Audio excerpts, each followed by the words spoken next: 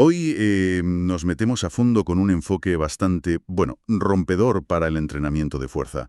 Viene de un manual denso que se llama Manual de Entrenamiento de la Fuerza, el enfoque de periodización ágil. Hola, sí, la verdad es que el título ya promete, ¿eh? Ágil aplicado a la fuerza, suena interesante. Totalmente. La idea es esa, desgranar cómo planificar, cómo ejecutar el entrenamiento, pero desde una filosofía que igual sorprende un poco. Ujú. Creo que es útil para quien busque una forma más flexible, más adaptable, de lograr sus metas, ya sea en deporte o a nivel personal, ¿no? Para salir un poco de esos planes súper rígidos. Claro, los típicos planes a meses vista que luego nunca se cumplen al pie de la letra. Exacto. Tenemos extractos del manual. Y es curioso porque el autor, bueno, parece que empezó queriendo hacer una simple colección de tablas y reglas prácticas, lo típico. Ya, lo útil, lo rápido. Eso. Pero acabó metiéndose en un jardín teórico, bueno, considerable. Tanto que lo tuvo que dividir en volúmenes, uno teórico y otro práctico. Vaya, se le fue un poco de las manos, ¿no? Pero a veces de ahí salen las mejores ideas. Puede ser, puede ser. Y el concepto clave que sale de todo esto es la periodización ágil. Ahí está. Sí, como suena. Coge ideas del desarrollo de software ágil, de informática, y ¡zas!, las aplica al gimnasio o a la pista. Suena raro al principio, sí. A mí también me chocó. Un poco, ¿verdad? Pues venga, vamos a ver qué hay detrás de esto, a desgranarlo. Vamos a ello. Empecemos por ahí, por la periodización ágil. A ver, ¿qué significa exactamente esto aplicado a, no sé, levantar pesas o a correr? Porque mi primera impresión, es que choca un poco con la idea tradicional de tener ese plan a largo plazo súper detallado. Pues sí, choca. Choca porque parte de una premisa distinta. La base es que la adaptación humana es, bueno, es compleja y sobre todo incierta.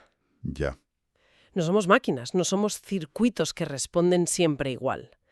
Entonces, claro, en lugar de un plan fijo que asume que puedes predecir el futuro, que es imposible, vamos. exacto, propone un ciclo continuo. Es planificar a corto plazo, luego ejecutar, ellos lo llaman desarrollar por lo del software, y después, muy importante, revisar y reflexionar, la retrospectiva que dicen. Ajá, un ciclo. Planificar, hacer, ver qué ha pasado y ajustar. Eso es. Y este ciclo se repite una y otra vez. Permite ir ajustando el rumbo sobre la marcha. O sea que es más como navegar con un mapa y una brújula, ¿no? Ajustando según el viento, las olas, en lugar de seguir una ruta fija en un GPS que no sabes si hay obras o un atasco. Es una buena analogía, sí. Y ojo, no es que rechace la planificación a largo plazo, la visión general. La meta final, Claro, lo que llama la planificación de arriba hacia abajo. No la rechaza, sino que la complementa con la adaptación constante basada en lo que pasa día a día. Eso sería lo de abajo hacia arriba. vale, o sea que se necesitan las dos, la visión general y el ajuste diario. Exacto. Las ve como complementarias, no como opuestas. Se alimentan la una a la otra. Entendido. Pero antes de seguir, hay una cosa al principio del manual que me dejó, bueno, un poco pillado. Una advertencia que dice, todo el material de este manual es incorrecto. Sí, sí. Es potente, ¿eh? Vaya forma de empezar. ¿Quiere decir que no nos fiemos de nada de lo que cuenta? ¿Que es todo mentira? A ver, es una provocación, claro, pero tiene un mensaje profundo detrás. De hecho, cita a Loftizade, el padre de la lógica difusa, para explicarlo. Ajá. Viene a decir que cuanto más complejo es un sistema real, como el cuerpo humano, más difícil es hacer afirmaciones que sean a la vez precisas y significativas. A ver, ¿cómo es eso? Pues que las afirmaciones muy precisas, tipo una fórmula exacta, suelen ser simplificaciones brutales que pierden relevancia en la práctica real. Y las afirmaciones significativas, como hay que entrenar duro, pues pierden precisión. ¿Cuánto es duro? ¿Cómo? Ah, vale.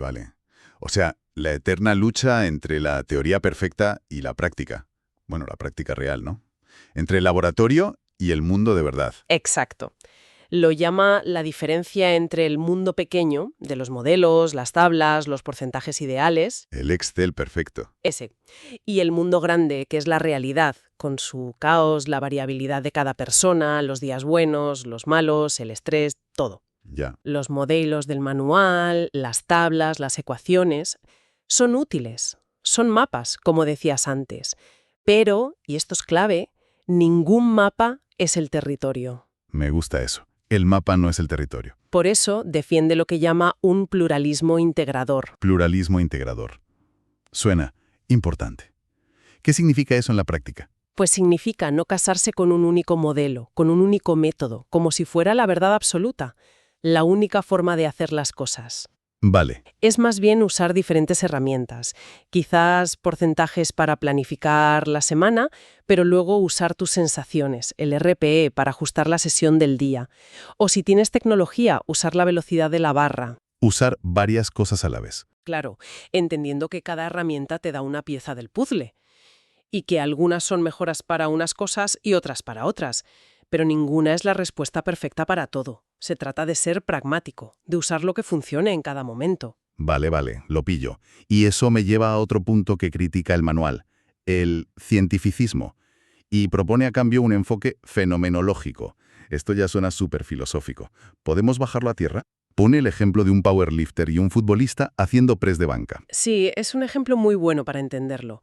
A ver, el cientificismo sería obsesionarse solo con la descripción objetiva, la biomecánica pura, la fisiología, lo que llama el lugar de las cosas. Los datos puros y duros. Exacto. Medir los ángulos de la articulación al milímetro, la activación muscular con electrodos en el press de banca, eso sería el lugar de las cosas.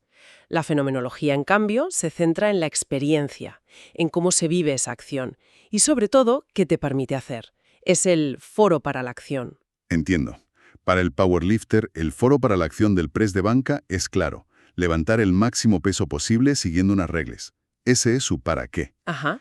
Pero para el futbolista, quizá el foro para la acción sea sentirse más fuerte para chocar con un rival, o ganar confianza, o poder lanzar el balón más lejos en un saque de banda.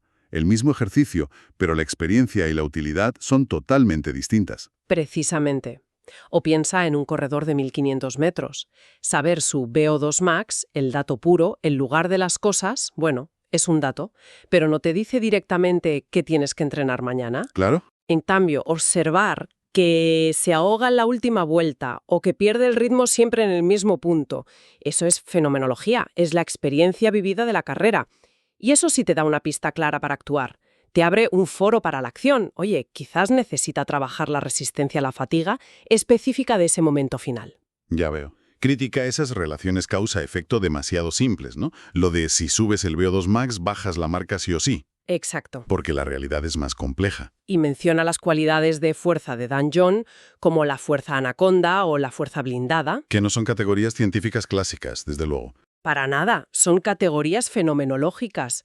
Describen una cualidad que se experimenta, que se siente y que es útil sobre todo para atletas que necesitan un poco de todo, como el futbolista del ejemplo. Un especialista puro, como el powerlifter, quizás sí necesite descripciones más finas, más científicas. Vale. Incluso distingue entre entrenamiento de fuerza, que sería entrenar el concepto abstracto de fuerza, y entrenamiento contra resistencias, que es la acción concreta de mover pesos. Más fenomenológico, más pegado a la experiencia. Vale. Creo que voy pillando la idea. Fijarse más en la experiencia, en la utilidad práctica, en el para qué, y no solo en los números abstractos a la biomecánica perfecta. Y aquí conecta otra idea muy ágil, el MVP, el programa mínimo viable. Esa. Esto sí que suena totalmente a startup tecnológica, ¿eh?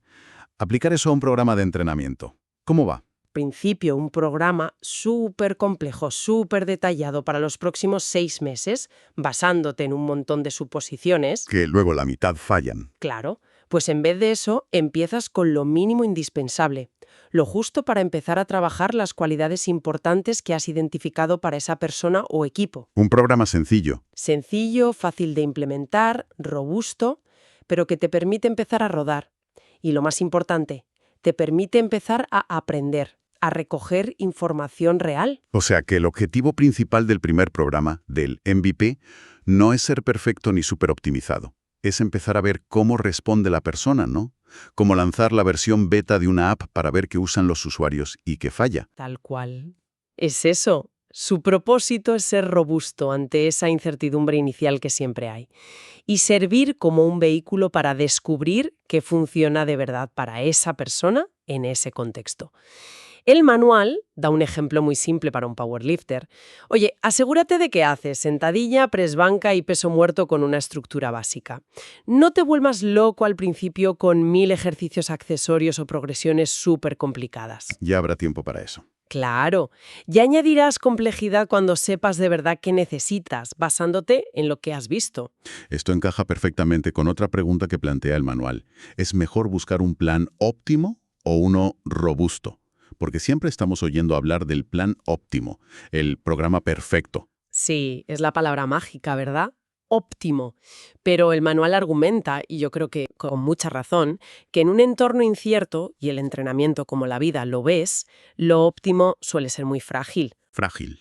¿En qué sentido? Pues que un plan diseñado para funcionar perfectamente, si todo va según lo previsto, duermes 8 horas, comes perfecto, cero estrés, motivación al 100%, se rompe a la mínima. Ya.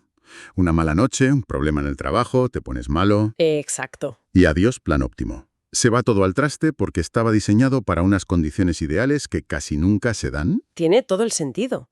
¿Y la alternativa entonces es? El plan robusto. Esa es la idea. Un plan robusto es aquel que funciona razonablemente bien, que da resultados aceptables en una amplia gama de escenarios posibles, incluso aunque no sea el mejor en ninguno de ellos de forma aislada. Es resistente a los imprevistos. Es robusto. Vale. Y aquí es donde introduce la estrategia de la barra, de Nassim Taleb. La estrategia de la barra, ¿Qué tiene que ver Taleb, el de antifrágil, con el entrenamiento? pues es una metáfora muy potente que aplica al entrenamiento. Imagina una barra de pesas de halterofilia. Ok. La mayor parte de tus recursos, tu tiempo, tu esfuerzo, la pones en cosas seguras, probadas, de bajo riesgo. Cosas que te protegen de grandes desastres. Esa sería la parte gruesa y pesada de la barra en el centro. La base segura. Exacto. Y luego una pequeña parte de tus recursos la dedicas a apuestas más especulativas. Cosas de alto riesgo, pero con potencial de alta recompensa. Esos serían los discos pequeños en los extremos de la barra. Entiendo la imagen. ¿Y en entrenamiento cómo se traduce? Pues que la mayor parte de tu trabajo debería centrarse en métodos sólidos, básicos, probados, que construyen una base robusta. Por ejemplo, mejorar la fuerza general. Eso te protege, te hace más resistente. La parte central de la barra. Sí, y una pequeña parte del entrenamiento la dedicas a experimentar, con métodos nuevos, con intensidades muy altas, con ejercicios diferentes. Cosas que podrían dar un gran salto de rendimiento, pero que también podrían no funcionar o incluso tener más riesgo de lesión. Las apuestas en los extremos. Eso es, minimizas el riesgo de catástrofe, de irte para atrás, mientras te permites la posibilidad de una gran mejora si una de esas apuestas sale bien. Es una manera interesante de verlo, sí. Y eso que decías de la fuerza como cualidad robusta protectora. Sí, a menudo se ve así. Mejorar la fuerza general suele hacerte más resistente a lesiones, te permite tolerar más carga de otros tipos de entrenamiento. Otras cualidades, no sé, como la velocidad máxima o la potencia pico, pueden ser más frágiles, dependen mucho más del estado en que te encuentras ese día. Y esto también conecta con ideas como el entrenamiento polarizado, ¿sabes? El de Stephen Seiler o Charlie Francis. Sí, lo de concentrar el esfuerzo en intensidades o muy bajas o muy altas. Exacto. Mucho volumen a baja intensidad, que es muy seguro, muy robusto, y luego trabajo de muy alta intensidad, que es muy efectivo si lo gestionas bien. Sería una de las apuestas de la barra. Y evitar esa zona media, la intensidad moderada alta, que a veces tiene una relación esfuerzo-beneficio-riesgo un poco peor. Vale, vale. La filosofía general está clara. Flexibilidad, robustez, aprender sobre la marcha. Pero, a ver, ¿cómo se traduce esto al día a día en el gimnasio? ¿Cómo se prescribe y se controla la carga? Porque decir, sé flexible es fácil, pero luego hay que poner números en el papel, ¿no? Cierto, cierto. Y el manual entra bastante en detalle ahí. A la hora de prescribir una serie, por ejemplo, dice que hay que manejar 3 componentes clave. ¿Cuáles son? Primero, la carga. ¿Cuánto peso levantas? Ya sea en kilos absolutos o como un porcentaje del máximo teórico, el famoso 1 RM. Segundo, la intención. La intención. Sí, la intención de mover la barra. Recomienda que, en general, la intención sea siempre intentar mover la carga lo más rápido posible en la fase concéntrica, la de subida. Siempre manteniendo una buena técnica, claro. Vale, máxima velocidad intencional. ¿Y el tercero? El esfuerzo. ¿Cómo de dura percibes que ha sido la serie? ¿Cuánto te has acercado al fallo muscular? Y ahí es donde entran el RPE y el RIR, ¿verdad? Que se oyen mucho ahora. Exacto. El RPE es la escala de percepción del esfuerzo, Rating of Perceived Exertion. Normalmente va de 1 a 10 y te pregunta, ¿cómo de dura ha sido esta serie? Y el RIR son las repeticiones en reserva, Reps in Reserve. Te pregunta, ¿cuántas repeticiones más crees que podrías haber hecho antes de fallar? ¿Vale? Son herramientas subjetivas, dependen de tu percepción, pero son súper útiles para autorregular, para ajustar la carga o las repes del día según cómo te sientas realmente, no según lo que ponga un papel escrito hace semanas. El manual da tablas que relacionan RPE y RIR, que son bastante prácticas. Entiendo. Entonces, para prescribir las series y los ejercicios, ¿qué métodos propone? Seguimos con el clásico porcentaje del 1RM. Lo menciona como una opción, claro, es el método clásico, pero insiste mucho en recordar sus limitaciones. ¿Cómo cuáles? Pues que la famosa ecuación de Epley, para estimar tu 1RM a partir de las repeticiones que haces con menos peso, no es perfecta. Hay mucha variabilidad entre personas. Y sobre todo, que tu 1RM real, el máximo que puedes levantar hoy, fluctúa. Depende de si has dormido bien, del estrés. No es un número fijo. Para nada. Así que propone alternativas o al menos complementos. Por ejemplo, prescribir directamente usando RPE o RR. En lugar de decir haz 3 series de 5 al 80%, decir haz 3 series de 5 repeticiones a RPE 8. Y que la carga se ajuste sola para llegar a ese RPE 8. Exacto. Si te encuentras fuerte, usarás más peso. Si estás cansado, usarás menos. Se autorregula. Otra opción es el entrenamiento basado en velocidad, el VBT. Si tienes el cacharrito para medir la velocidad de la barra, claro. Eso es. Si tienes la tecnología, medir la velocidad de la barra te da una estimación objetiva de la intensidad, el 100% RM, y también de la fatiga que se acumula durante la serie. Es útil, pero sí. Requiere equipamiento y saber interpretarlo. Y decalca mucho eso de la estimación mediante iteración, ¿no? Lo de evitar hacer tests máximos de 1RM al principio. Sí, totalmente. Porque un test de 1RM, al empezar un programa, primero puede ser impreciso si no estás acostumbrado a ir al máximo o a ese ejercicio. Y segundo, puede ser arriesgado si no tienes buena técnica o no estás preparado. Tiene lógica. Prefiere empezar con estimaciones conservadoras de tu 1RM. Puedes usar tablas de repeticiones máximas como la de Epley, pero siendo conservador, o usar perfiles de velocidad si haces VBT, o un método que llamas Series Plus, que básicamente es hacer una serie a tope con un peso moderado y usar eso para estimar el 1RM. Empezar por abajo. Sí, y luego ir ajustando esa estimación inicial, hacia arriba o hacia abajo, basándote en cómo rindes de verdad en los entrenamientos de las siguientes semanas. Es parte del ciclo ágil, estimar, probar, aprender y ajustar. Vale. Y para controlar la carga total acumulada, el volumen de entrenamiento a lo largo de la semana o del mes, ¿qué métricas considera útiles? Porque ahí también hay un montón. Sí, hay muchas.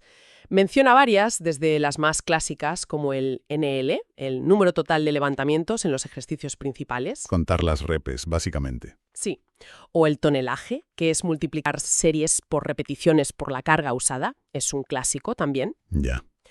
Luego habla de otras un poco más elaboradas, como el impulso, que intenta relacionar el tonelaje con la intensidad relativa, el porcentaje 1RM, y también métricas más nuevas, como la XL o carga de esfuerzo. Carga de esfuerzo. ¿Qué es eso? Es un intento de dar más peso, más valor a las repeticiones que se hacen más cerca del fallo. Reconoce que esas últimas repes son probablemente más estimulantes para la hipertrofia y la fuerza, pero también generan mucha más fatiga. Ah, vale. No todas las repes cuentan igual. Esa es la idea que intenta capturar. También clasifica los tipos de dosis de entrenamiento, externa, interna, objetiva, subjetiva, y advierte sobre lo difícil que es a veces interpretar bien las escalas subjetivas. No es lo mismo sentir esfuerzo que sentir agotamiento, que sentir malestar o dolor. Son cosas distintas. Vaya, sí que es complejo el tema de medir la dosis de entrenamiento. Parece que no hay una única métrica perfecta que lo capture todo. No, no la hay. Y volvemos a lo de antes, al pluralismo integrador, probablemente lo mejor sea usar varias métricas, entender qué mide cada una y cuáles son sus limitaciones, y sobre todo combinar los números con la observación directa y el feedback de la persona. El ojo del entrenador y la comunicación siguen siendo clave. Totalmente de acuerdo. Para organizar todo esto en la práctica, el capítulo 6 introduce una estructura basada en celdas de entrenamiento. ¿Podemos visualizar cómo funciona eso? Suena un poco a hoja de cálculo. Pues sí, puedes imaginarlo como una hoja de cálculo o una pizarra, ¿sí? Una celda es como un bloque de construcción básico para tu programa. ¿Y qué contiene una celda? Combina dos cosas. Por un lado, un tipo de ejercicio o una cualidad que quieres trabajar. Por ejemplo, el patrón de movimiento de sentadilla o el objetivo de desarrollar fuerza máxima o la potencia. Y por otro lado, un método específico o un volumen concreto para trabajar eso. Por ejemplo, hacer 5 series de 5 repeticiones al 80%, o hacer series ligeras pero muy rápidas, o hacer un método de clúster. Vale, o sea, cada celda es como objetivo ejercicio plus método volumen, como piezas de Lego que puedes combinar. Exactamente, como piezas de Lego. Y esto te permite hacer dos cosas muy importantes en la planificación. Primero, organizar la semana, lo que llama la planificación horizontal. ¿Cómo distribuyes las celdas en los días? Eso es. Decides qué celdas pones el lunes, cuál es el miércoles, cuál es el viernes, cómo se relacionan entre sí, haces fuerza y potencia el mismo día o prefieres separarlos, cuántas celdas pones cada día. Vale, la estructura semanal. Y segundo, te permite planificar la progresión a lo largo del tiempo, la planificación vertical. ¿Cómo evoluciona cada celda? Justo, ¿cómo vas a hacer que la celda de sentadilla 5×5 del lunes evolucione a lo largo de las semanas o de los meses? Vas a subir el peso cada semana, vas a cambiar las repeticiones, vas a cambiar el método por completo después de un bloque. Entiendo. Te da una estructura clara, pero al mismo tiempo te permite mucha flexibilidad para cambiar las piezas, las celdas o cómo progresan. Exacto.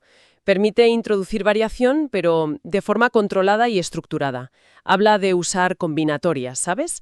Asignar diferentes métodos a diferentes celdas o rotar los métodos, y puedes aplicar distintas estrategias de progresión a distintas celdas según cuál sea el objetivo prioritario en cada momento.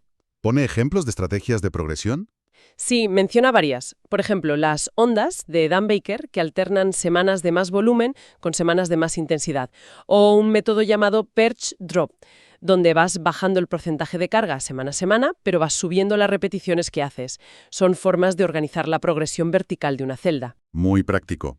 Y con esta estructura de celdas y planificación horizontal y vertical, volvemos al ciclo ágil completo.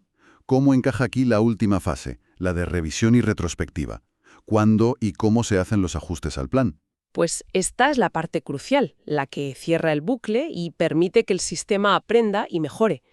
Y lo interesante es que dice que ocurre a todas las escalas de tiempo. Es fractal. ¿Fractal? ¿Cómo que fractal? Pues que el mismo proceso básico de revisar y ajustar se aplica desde lo más pequeño hasta lo más grande. Revisas la técnica de una sola repetición y la ajustas para la siguiente. Ajustas la carga para la siguiente serie, basándote en el RPE del anterior. Evalúas cómo ha ido la sesión entera al terminar. Haces una retrospectiva de la semana completa, lo que llamas sprint en la jerga ágil. Revisas cómo ha ido un bloque de varias semanas, la fase, y evalúas la temporada completa, el lanzamiento. Ostras, es verdad. El mismo ciclo a micro, meso y macro escala. Eso es. Y aquí introduce otra analogía muy buena del mundo de la estadística, el trade-off, el equilibrio entre sesgo y varianza. Sesgo y varianza en entrenamiento. Sí. Dice que los programas de entrenamiento necesitan sesgo, necesitan una dirección clara, una estructura, un objetivo.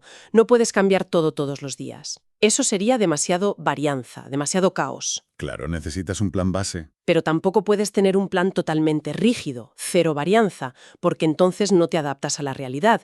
El error, dice, es reaccionar exageradamente al ruido diario. El ruido. Sí, las pequeñas fluctuaciones del día a día. Hoy te sientes un poco cansado, ayer dormiste regular.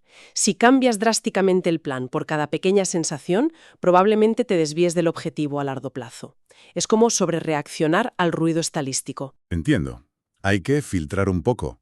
Claro, los ajustes importantes, los cambios de rumbo significativos, se suelen hacer a nivel de fase, cada pocas semanas, o de lanzamiento, al final de un periodo largo. Ahí es donde haces la retrospectiva más profunda y decides qué cambiar. ¿Y qué tipo de ajustes se suelen hacer en esas revisiones más grandes? Pues, por ejemplo, actualizar la estimación del 1RM que usas para calcular los porcentajes. Quizás subirlo, un porcentaje fijo o una cantidad absoluta de kilos.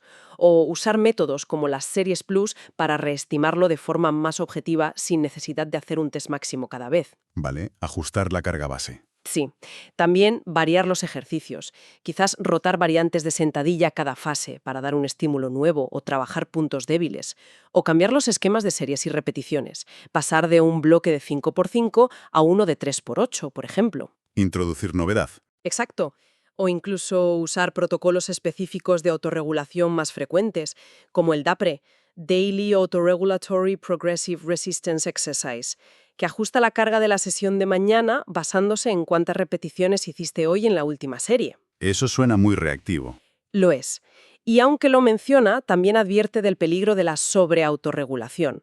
Cita a Marco Altini, que trabaja mucho con variabilidad de la frecuencia cardíaca, diciendo que a veces simplemente hay que seguir el plan aunque los datos o las sensaciones no sean perfectas ese día.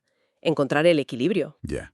Ni rigidez total, ni caos total. El equilibrio es sesgo-varianza. Justo. Y ya como idea muy avanzada, menciona incluso el uso de cadenas de Markov. Eso ya suena a matemáticas serias. Sí, es una idea más compleja para quien quiera profundizar mucho. Básicamente propone usar modelos probabilísticos para planificar las secuencias de entrenamiento. ¿Cómo?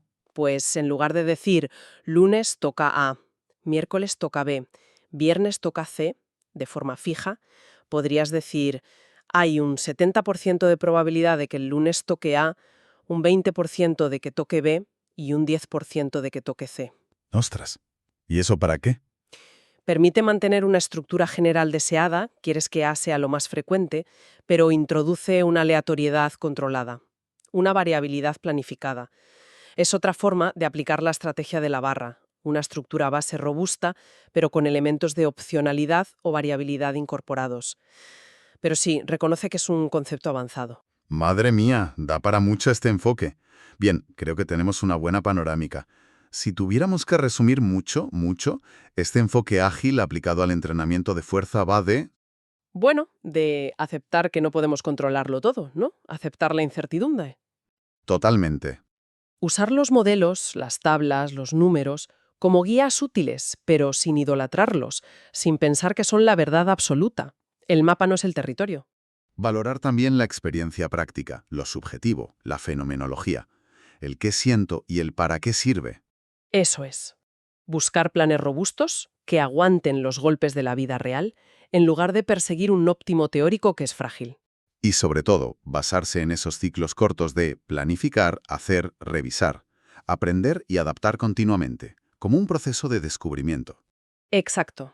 Es un cambio de mentalidad. Para quienes nos escuchan, la implicación práctica podría ser liberadora incluso. Quizás signifique dejar de frustrarse tanto cuando el plan perfecto de 16 semanas se descarrila en la semana 3 por un resfriado o por estrés. Claro. Y adoptar una mentalidad más de experimentación, de ajuste constante. Aprender del propio proceso, ¿no? Sí, yo creo que esa es una de las grandes ventajas. Te quita presión y te pone en modo aprendizaje. Y para cerrar, el manual propone una metáfora final que a mí me pareció muy potente. Ah, ¿sí? ¿Cuál? Compara el entrenamiento con el arquetipo del viaje del héroe. Anda, el de Joseph Campbell. Ese mismo, la idea universal de salir de tu mundo conocido, de tu zona de confort, el orden, para aventurarte voluntariamente en lo desconocido, en el desafío, el caos del esfuerzo, la fatiga, el riesgo de fallar. Enfrentarte al dragón. Exacto.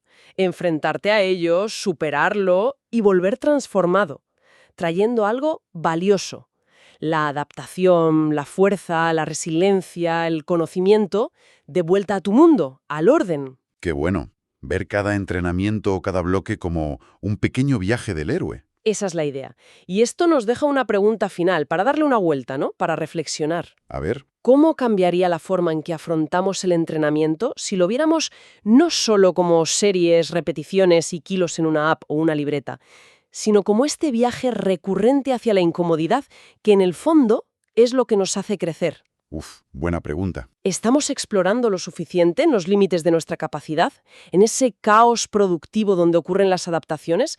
¿O nos refugiamos demasiado en el jardín vallado de lo cómodo, de lo que ya sabemos hacer, de lo conocido? Ya. Quizás ese coqueteo controlado con lo desconocido, esa salida voluntaria al caos, sea fundamental no solo para mejorar las marcas en el gimnasio, sino para forjar una mentalidad más fuerte, más adaptable, para todo lo demás en la vida. Ahí queda eso.